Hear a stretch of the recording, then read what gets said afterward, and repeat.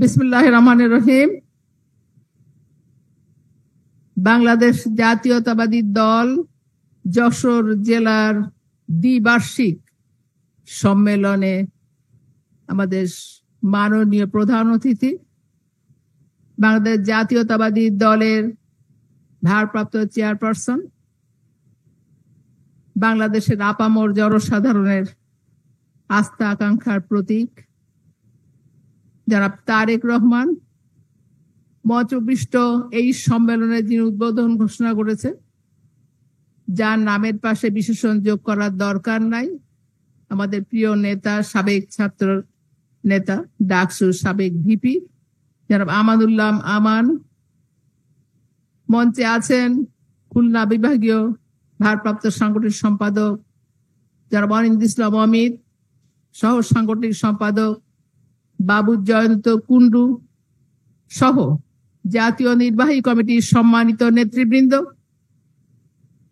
বিভিন্ন ইউনিট থেকে আগত সভাপতি সম্পাদক বৃন্দ, আমাদের পার্শ্ববর্তী জেলা থেকে জাতীয়তাবাদী দলের যে সমস্ত নেতারা এসেছেন তারা সকলেই, এবং মঞ্চে আছেন তারাই এই দীর্ঘ 5টি বছর যশোর জেলা আহ্বায়ক কমিটি বিএনপি, যাদের নিয়ে একসাথে পথ চলে আজকে একটি সফল সমাপ্তির দ্বারে পৌঁছে গেছে।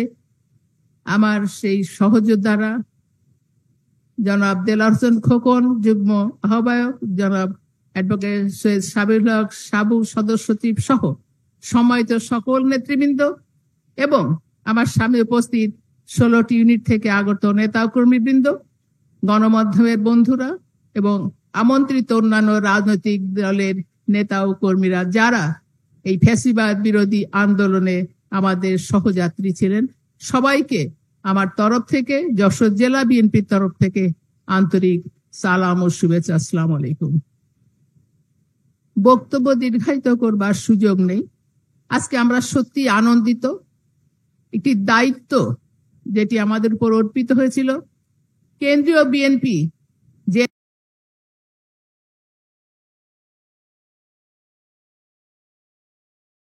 নেতৃত্বের উপরে ভরসা করে দায়িত্ব পালন করবার জন্য দায়িত্ব অর্পণ করেছিলেন যশোর জেলা বিএনপির, আমরা চেষ্টা করেছি সেটি যথাযথভাবে পালন করবার জন্য।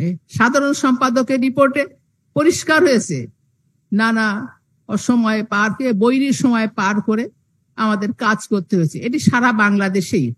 কিন্তু তারপরও যশোর জেলা বিএনপি যুগপৎ চেষ্টা করেছে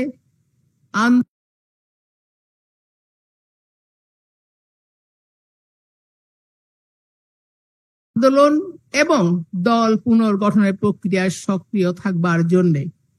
সেই কারণে এবং আমাদের নেতা কর্মীরা ভারপ্রাপ্ত চেয়ারম্যানের নির্দেশনা মেনেছেন, আমরা তৃণমূল পর্যায় থেকে সর্বোচ্চ চেষ্টা করেছি নেতা নির্বাচন করে আজকে এই জায়গায় আসবার জন্য।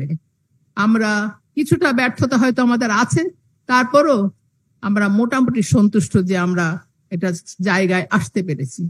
এটির প্রধান শক্তি ছিল আমাদের ঐক্য এবং নেতৃত্বের প্রতি অবিচল আনুগত্য এবং আস্থা। নেতার নির্দেশনা যদি আমরা বুঝি তাহলে আমাদের কাজ করতে অসুবিধা হয় না। একটু আগে আমার আগে যারা বক্তব্য দিয়েছেন অত্যন্ত আবেগ তাড়িত হয়ে আমার সম্পর্কে অনেক কথা বলেছেন যে দল পুনর্গঠনের ব্যাপারে। আমি একটি কথা পরিষ্কার বলতে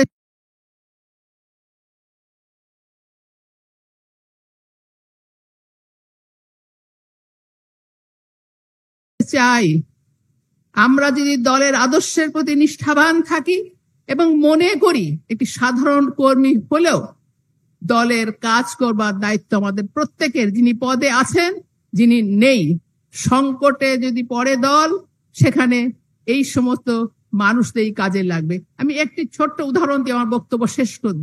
28শে অক্টোবরের পরে সমস্ত দেশের মতো যশোর জেলাতেও আইন শৃঙ্খলা বাহিনীর অত্যাচারে আমাদের নেতা কর্মীরা, আমাদের ছাত্র দল, যুব দল, মহিলা দল নেতা কর্মীরা কেউ বাড়ি থাকতে পারেননি।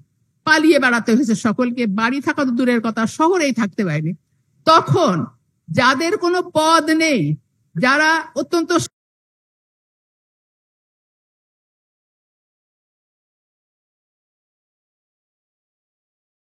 সাধারণ কর্মী, তাদেরকেই খবর দিলে সেই সব যারা আমরা সবাই চিনিও না, আমাদের সেই সব ছাত্র দল, স্বেচ্ছাসেবক দল, যুব দলের এইসব নাম জানার কর্মীরা সেদিন আমাদের সাহস জুগিয়েছে। তারা ঝটিকা মিছিল করেছে, তারা আন্দোলনকে এগিয়ে নিয়ে যাওয়ার চেষ্টা করেছে। অর্থাৎ আমরা চেষ্টা করেছি দল যেন বসে না থাকে। আমার এক নেতা গেছেন, আরেক নেতা থাকবেন, এবং আমাদের প্রয়াত নেতা তরিকুল ইসলাম বলতেন, তোমরা ধাপে ধাপে নেতৃত্ব তৈরি করো, একজন জেলে যাবে, আরেকজন আসবে। আমরা সেই চেষ্টাটি করেছি, এবং আমাদের এই যে ছোট ছোট অখ্যাত নেতা কর্মীরা তারা সহায়তা দিয়েছে। আমরা বিশ্বাস করি যারা দল এবং দেশকে ভালোবাসি। আর একটি উদাহরণ দিয়ে আমি আমার বক্তব্য শেষ করবো। এরশাদ বিরোধী আন্দোলনের কথা আপনারা বলেন, আমাদের নেতা কর্মীরা সকলেই জেলে ছিল। ভীতিকর পরিস্থিতি। আমার সামনে প্রফেসর ফিরোজা মোস্তফা বসে আছেন, আমরা একই সাথে চাকরি করতাম। তিনি আমাকে বলেছিলেন, আপা দল কি শেষ হয়ে যাবে? কতিপয় যারা গৃহবধূ তারা সেদিন মাঠে নেমেছিলেন দলকে সচল রাখবার জন্য। ফিরোজা মোস্তফা ছাত্র জীবন থেকে রাজনীতি করেছে, সেদিন এই কথার পরিপ্রেক্ষিতে আমরা চেষ্টা করেছি আবার কি করে গোপনে সকলকে সংগঠিত করতে হয়। এর একটি কারণ, দলের প্রতি এবং দেশের প্রতি আমরা দেশ এবং দেশের সার্বভৌমত্বকে অক্ষুণ্ণ রাখবার জন্য প্রতিজ্ঞা নিয়েছি। সেই প্রতিজ্ঞার প্রতি আমাদের আস্থা।